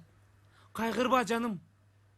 Жүрөкөбүз мындай сейилдеп келели. Анан таптаза абага чыгып дем алып келебиз. Болбойт, болбойт. Карма муну. Сен болсо муну карма. Баргыла, чогуу даярданып келгиле. Баргыла.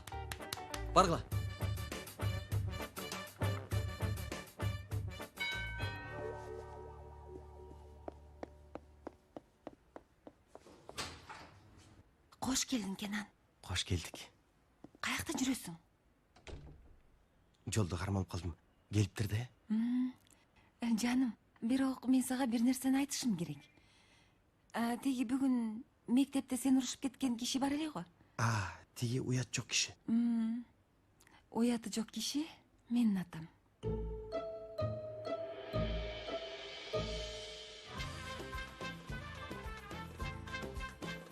Ал сенин атаң беле. Ооба жаным. Менин атам болчу. Азыр деле атам. Анан эмне үчүн айтпай атасың? Мына ошондуктан айта албайтам. Кичинекей баладай мүнөзү. Эми атам кичине корсураак, бирок аябай жагымдуу киши. Биз аябай урушуп кеттик, Элиф. Сен билбейсиң. Билбейм, жаным. Мына ошол үчүн өзүңдү кечиртишиң керек. Эмне кылалы? Гүлдү сүйгөн тикелегине да чыдайт. Атаке? Атаке. Кенан келди.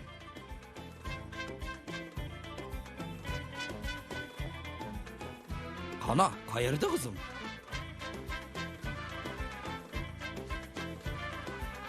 Атаке, мен азыр келем.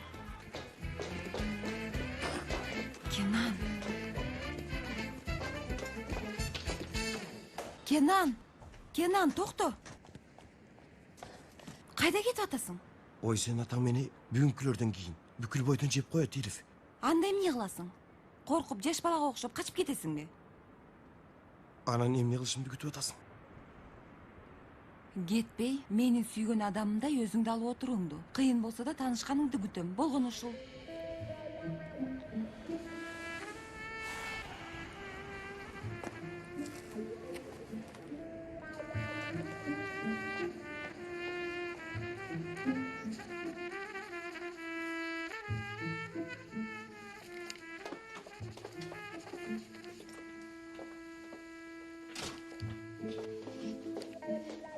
Атаке. Кенан келди. Сен? Ооба, мен.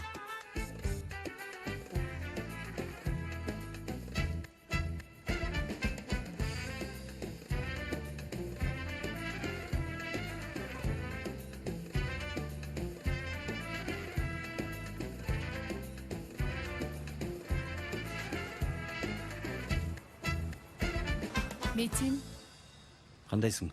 жакшы. Менден ыраазычылык. Чоң рахмат. Аябай сонун экен. Эми акыркы күндөр алган эң сонун белек. Осмон агай үчүн берген тактикам ишке жарат окшойт.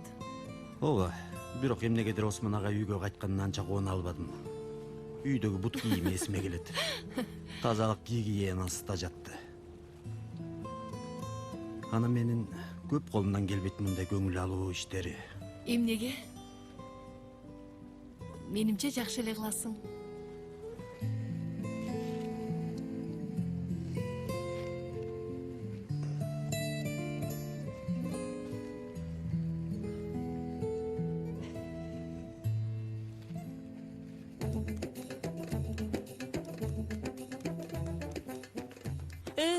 Sen kaydasın altınım? Эже, кичине айымды издеп жүрөм. Жуунун убактысы келди. Бирок эч жерден таппай атам. Ого, жан-жандын жаттаганын кара, жаңылмач айткандай эле.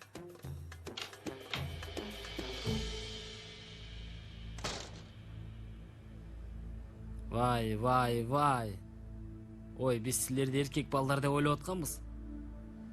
Жаңылыштырбыз. Бул жерде эмне кылып жүрөсүңөр? Өтүп барат бие кетели дедик. Кеч болду. Эми кыздай түрүңөр менен бир нерсе болбосун дедик. Коргона албайсыңар. Эгерде силерди коргоо керек болсо, Келесо. Менин көп чыныбе тийбей көрсөтүп коем сага. Ойду келди сүйлөбөй адамдай болуп сүйлөсөң. биз адамга окшоп сүйлөйбүз. Бирок силердин ал колуңардан келбейт.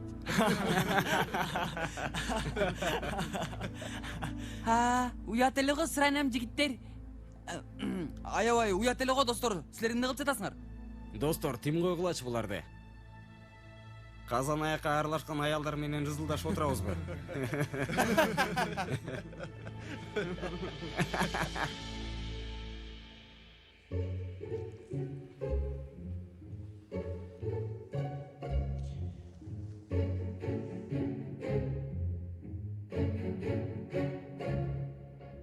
Урматтуу айым келген жок окшойт да, э?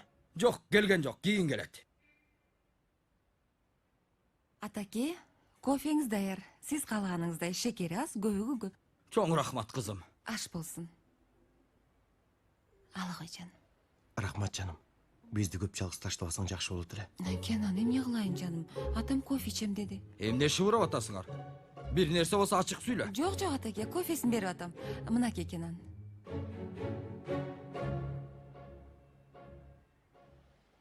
Мен бүгүнкү болгон капачылык үчүн кечирим сурайм. Чындап антип таанышканды каалаган эмесмин. Ооба. Албетте, атам пенсия чыккан мугалим болгону үчүн эреже мыйзам боюнча болсун дейт. Ой, албетте. Тайроваңдын нихат үчүн сен ойлогом. Бирок көңүл да эми. Ушундай. Кечиресиз, кичине уят болуп жатпайбы? Ой, атам тамашалап жатат, Кенан, тамаша. Аябай тамаша кой, ошондойбу атаке? Жок, олут элемин. Али кеч деле эмес кызым. Кол койгонго чейин убакыт бар. Телефонго жооп бер. Рыза мырза, эмне деп атасың? Чалсам эле нихат босого да болуп калат. Укпай жатасыңбы? Сенин кулактарың укпайт окшойт. Менин дагы сабырымдын чеги бар. Макул, Кенан. Карасаң, мен ортодо калдым окшойт. Суранам, кереги жок, болду. Бар болбой эле, укпайт. Кулактары да өлүптүр. Ой, мунун болбойт, бул киши болбойт. Мага караңыз. Мен бул жерге сиздин урушуңузду укканы келген жокмун. Эшик тигине. Ата. Чыдабайм мындай. Сен эмне деп атасың? Чыдабайм, сыдабайм. Менин жиниме тийбе. Чыгып кет. Ата. Кенан, жаным, сен акырын бара бер кааласаң. Болбосо бул жерде азыр баары өлөт. Эмне акырын? Кетем Элиф. Азыр дароо кетем бул жерден. Кел. Мен жаш кезимде күрөшкөм. Кааласаң күрөшөлү. Атаке, суранам, тынчтаныңыз жеми. Болду, караңыз кетти. Кана келиңизчи, отуруңуз, атаке, отуруңуз. Отуруңуз, тынчтаныңыз. Чыдабайт демеш. Болду, атаке, болду. Сиз туура эмес түшүнүп алдыңыз окшойт.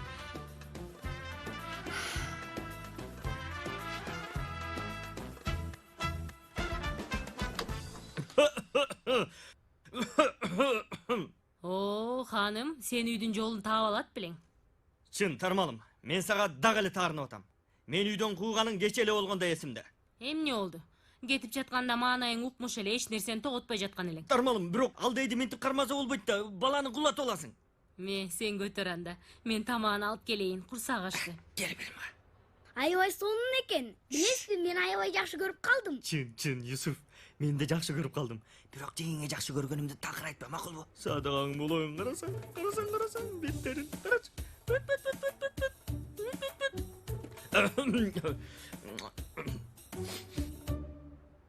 Ай, Рыфат, болду жетет. Экөөбүздүн арабызда болбогон эле капачылыктын айынан кымындай бөбөк кыйналып жатат. Анан канча күндөн бери апасынан алыс кайгырып атат. Мен да ошону айтып атам Тармалым. Бул жолку планың ишке жараган жок. Тиги жакта туруп бөбөктү эркелеткениңди уктум. Чын айтам, бул абалга эч кандай тиешем жок. Чын элеби? Ой, эмнеге калп айтайын? Анан мындай оюнга эмне үчүн кымындай баланы аралаштырат элең? Мен жинди белем. Тармалым. Бул окуяга менин дагы тиешем жок. Биз эмне кылдык? Бул алдыйды көрдөп алдыкпы, Тармалым? Бул алды анан кимдики я? Тармалым, карасаң, көздөрү да меникиндей экен. Ай күчүгүм менин, ай мончогум менин, курсаң ачтыбы? Ачка болдуңбу? Кана келчи.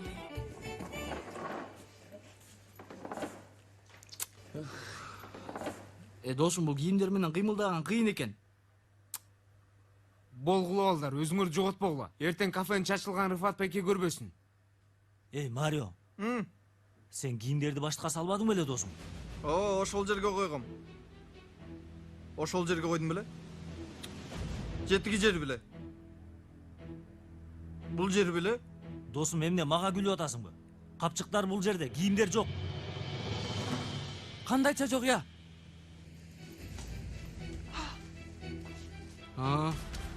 Чын эле жок экен балдар. Телефон менен капчыктар бул жерде. Ого да. Ошолор эле кылышты.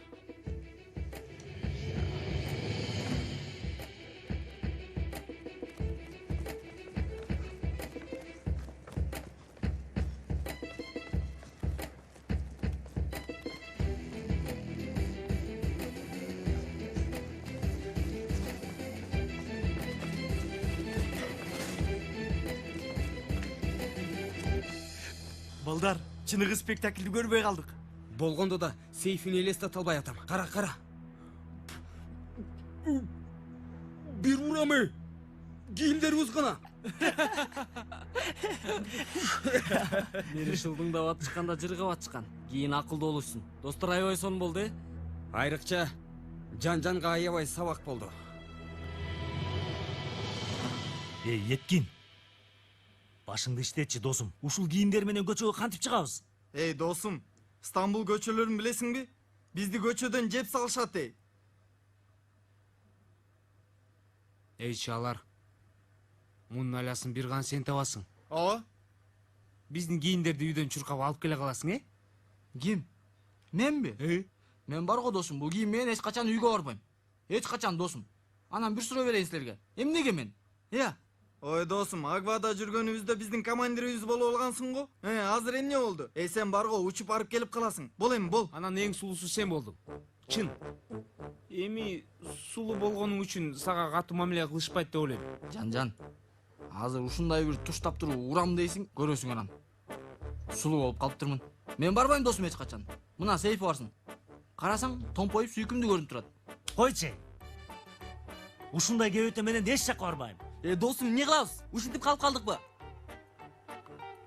Мен эч качан мынтип чыкпайм, достор. Эчтемен эмне дешет? Сулуусуң дедиң. Эч качан чыкпайм, досум.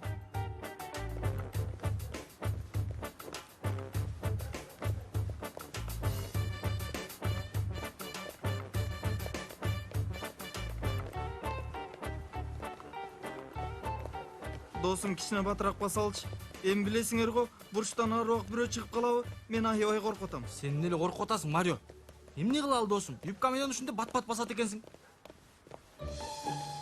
Досум, жок дегенде жакшы жагын карачы. Астыдан соно шамал кирип жатат.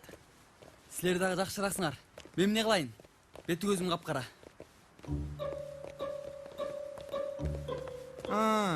Мен силерге эмне дедим эле?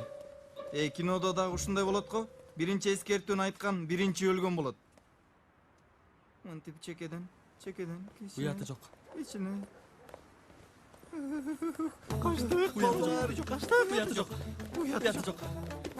Уяты жок. Уяты жок. Уяты жок. Уяты жок. Уяты жок. Уяты жок. Болду чиет, ташатып жибердиң.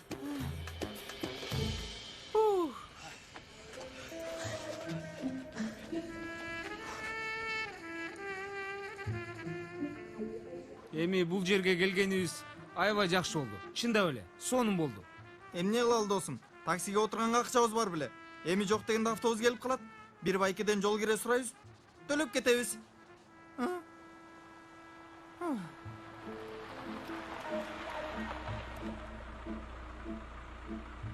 Койгулачы. Достор, баргыла ишиңерди кылгыла түн ичинде, Кичине сейилдеп келбейлби, эжеке? Бара турган жериңе таштап коебуз. Эжеке? Сен кимге эжеке деп атасың? Сен али эжени көргөн деп окшойсуң. Эжени көрбөйсүңөр. Акмак. Эже деп кот акмактар десе. Келесиң. Эже булар дара, айбандар десе. Каяка жоголуп кетишти бизден түн сулуулар? Ким билет, кайсы жерде чыракты акыркы жолу өчүрүштү экен. Эмне жөнүндө айтып жатасыңар? Койрас, чын эле жанарлар гана. Силер дагы урушуп кеттиңерби? Жок, биз эмне үчүн урушалы? Эми силер өлдүңөр. Бул кылганыңар эшектин да оюна келбейт. Достор, кечинде кылган шерменделигиңерди көрдүк. Эскертип коелу дедик. Мындай түрдө жарышмага катышып мектебибиздин атын булгап алат, түшүндүңөрбү? Кана тарагыл азыр. Карачы, мүдүрдүн ханзадасы менен жардамчыларына. Мүдүргө ишенип өзүнчө кыйын болуп калыпсыңар го. Не деп атасың?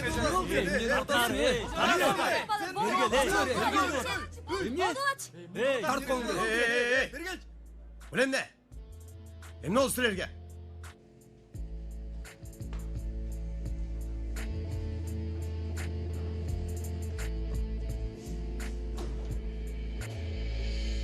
Эмне болду балдар силерге? Биз эмне деп сүйлөштүк эле? Айтмакчы, түндө үйдө түнөгөнүң үчүн ал деге карыз болуп калды окшойт. Тармалым, Рыфат байкесинин кыйын күндөрүндө балдар жардам беришти. Анан керебети да аябай тар экен. Жанер да келип калды. Кууп салыштыбы? Үйлөрү тар экен Тармалым. Мери, сен аны муну кой дагы, бул алдай кимдин баласы ошону таап алгандан көрө. Полицияга баралыбы? Рыфат, бизди полиция баланы урдадыңар деп жүрбөсүн. Кайдагы уурлук Тармалым. Кечинде оозунан чыгып кетти. Бөбөктү сен алып келбесең, мен да алып келген жокмун. Анда бирөө алып келип таштап кетти. Рыфат байке, сыртта тиги биздин камерабыз бар эле го, коопсуздук камерасы. Ошону карасакчы. Ой, Тармалым, мен дайым айтам, бул кыздын жердин түбүндө дагы 1,5 метри бар. Азаматсың Пакиза, камераны күйгүз. Эмнени талашып атасыңар? Агай, биз эч нерсени талашкан жокпуз. Булардын маселеси бар окшойт. Агай, биз алардан жакшыраак болорубузду билип туруп ичтери күйүп атышат. Жигиттер, мүдүр бей силерди спектакльга катышпайсыңар деди го. Мен укла.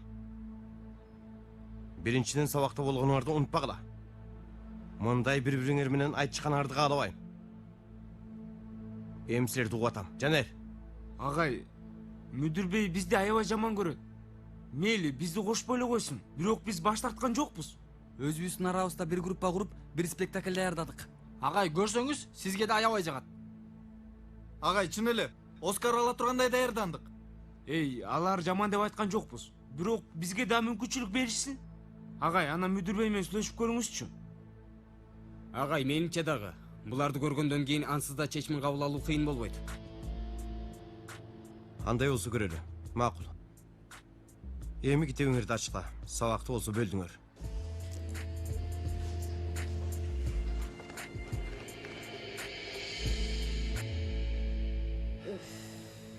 Рыфат, бул кандай коопсуздук камерасы я? Биздин кафенин алдынан башка баардык жерди көрөт экен. Эми Тармалым, биздики кылмыштуулуктан алыс болгондуктан мен коопсуздукка көп маани берген эмесмин. Көрүнүп турат. Тармалым, бизде маанилүү кылмыш боло элек да. Менимче, бакчага мындай система коюп коюш азырынча боло элек. Анан дагы Рыфат, болду, сүйлөбөй, Кудай үчүн башым шишип кетти, бош эле нерсени карай бер. Рыфат байке, кичине башын ажылдырсаңыз, тиги жерден бир аял өттү. Колунда биздин алдай бар болчу. Ай, чын эле биздин алдай го. Келатат. Кара, кантип таштап койду, көрдүңбү? Уяты жок. Ай, кетип калды. Жүзүңүз чачкан нур, көздөрүңүздөгү жалын, анан тиги алмада болгон оозуңузду көргөндө өзүмдү өзүм жоготуп коем.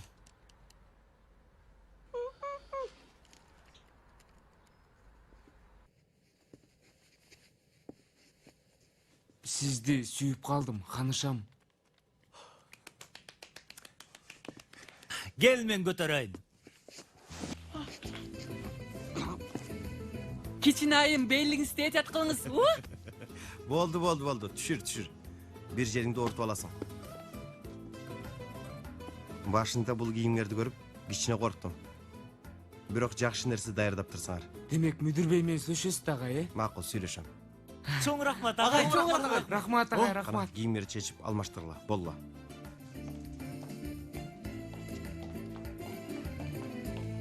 Кенан, Сен билең. бул жерде эмне болуп атат? Биздин балдар спектаклдин башкы вариантын даярдашыптыр. Ошону көрдүм. Сени издеп аткам. Бул жерде экениңди айтышканда эле бир нерсе кылып атканыңды түшүнгөм. Мени тааныбагансып айтасың да. Тааныйм. Бирок буга мүдүр мырза аябай ачууланат, билип кой. Эми мүдүр катары бир чечим чыгарыптыр. Бул чечим туура эмес болушу да мүмкүн. Менден сурасаң, балдарды ушинтип четтетип, сабакка көңүл бурууларына тоскоол болуп жатат. Макул дечи. Бирок эрежеге баш ийбесең башыңа бале болот, Кенан. Эмне болуп атат? Же сиздин ийгириңизге атаандаш боло турганыбыздан коркуп жатасызбы? Атаандаш болоюн деп жатабызбы? Балдарыма менин ишеничим чексиз. Бирок сага бир нерсе болот деп коркуп атам. Коркпо, өзүм жай карам. Сен мени эмне үчүн издедиң эле? Атам менен да жакшы болгон жок. Болгондо дагы эч. Кечирип койчу, Кенан. Чындап эле мындай болорун билген эмесмин. Кечирим сурай турган абал эмес. Мени жактырбашым мүмкүн, бирок сени аябай жакшы көргөнү анык. Макул, муну дагы мойнума алам. Мүдүр мырза анан атаң менен мамилем жакшы эмес.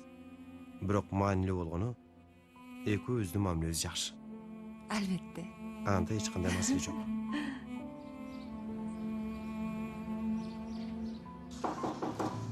Кириңиз. Келиңиз, Кенан мырза.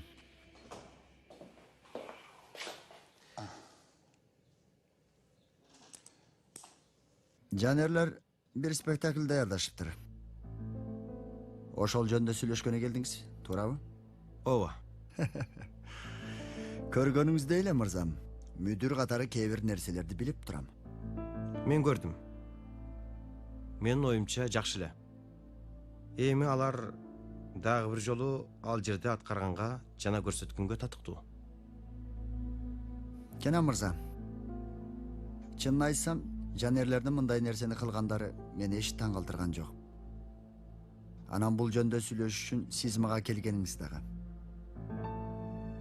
Сиз айта электе мен сизге түшүндүрөйүн. Бул жөндө жарыш макаласы менен сүйлөштүм. Ар бир мектептен болгону бир гана топ катыша алат. Эреже ушундай экен. Түшүнгөнүңүздөй бул маселе боюнча колубуздан эч нерсе келбейт. Ооба, түшүндүм. Байкаганыңыздай кайра эле эрежелер Кенан мырза. Бир нерсени уюштуруп жатканда ошол эрежелер керек экен. Анан ар бир эреженин логикалык түшүндүрмөсү сөзсүз бар. Туурабы? Айта турган башка сөзүңүз барбы? Сөзүм жок. Жакшы. Анда сизге ийгилик мырза.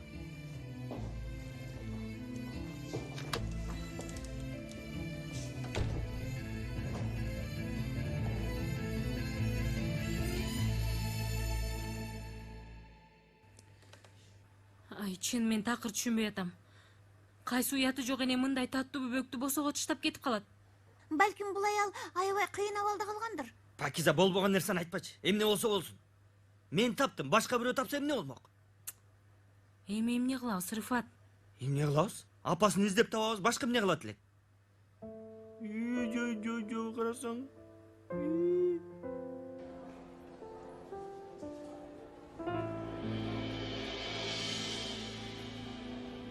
Балдар. Мүдүр бей аткарбайсыңар деп айтты. Бирок мен бир айласын табам. Атыбыз чыгып калды агай. Эмне кылсак, мүдүр бей уруксат бербейт го. Кандай эмгек берип даярданганыңарды көрдүм. Жок дегенде эмгегиңер текке кетпесин деп аракеттенем. Дагы жакшы, сынагыңар жакшы өттү. Баарыңар өттүңөр. Болбосо мүдүр бейдин колу күчтүүрөөк болуп калат эле. Кана болла, классыңарга киргиле. Бол. Кеттик.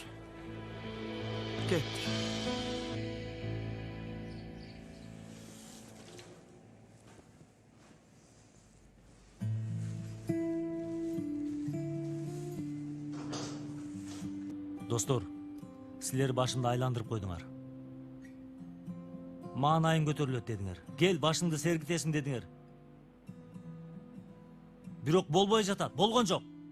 Ой, болду Сейфи, туура айтып атасың. Бирок акыр заман эмес го. Досум. Алмаштырып алып турсуң, ката болуп калыптыр. Досум, мынчалык кайгырбачы. Кара, сен акылдуу боласың. Болбосо келерки жыл тапшырасың, анан өтөсүң. Анан алдыбызда дагы бир сынак бар. Аны тапшыра ала турганыбыз анык эмес. Утулуп калгандардын тобуна кирип калабыз. Койчу. Чындап эле койчу, Марио. Болду. Достор, силер үчүн муну айтыш оңой. Мен болсо апама да, Айшегүлгө да сынактан өтпөгөнүмдү айта алган жокмун эй. Анан Кенан агайчы? Өзүңөр көрдүңөр балдар жанарак деле. Кишинин жүзүнө да карай албай атам. Мен кантип айтам математикадан 0 алып, сынактан өтпөй калганымды.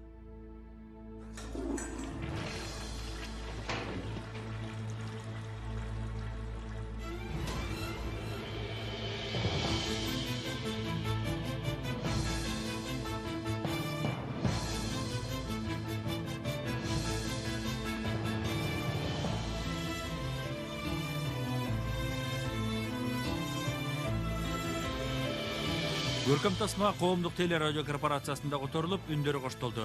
Котормонун редактору Жазгүл Имакова. Үн коштоого Чыңгыз Мамаев, Кыял Аданова, Руслан Орзакунов, Илим Калмуратов, Нурдөөлөт Копоев, Жолдошбек Жанжигет уулу, Саршыбек Шейшенов, Айнаш Аширова, Нурлан Абдрахманов, Айзада Абдыкалыкова, Атамбек Шамуратов, Адилет Солдатбек уулу, Искендер Кубанычбек уулу, Салтанат Жумакадыр кызы, Алмаз Шаадаев, Өмүрбек Назаралиев, Адыл Болорбек уулу, Эльмира Тагаева, Азамат Маданбеков, Жазгүл Имакова, Динара Авазова, Индира Токтогожоева, Аруке Калыбекова, Амантур Абдусалам уулу, Динара Кыдырмаева жана башкалар катышты. Үн коштоо режиссеру Кыял Төрөгулова, үн иретин топтогон Адилет Солдатбек уулу.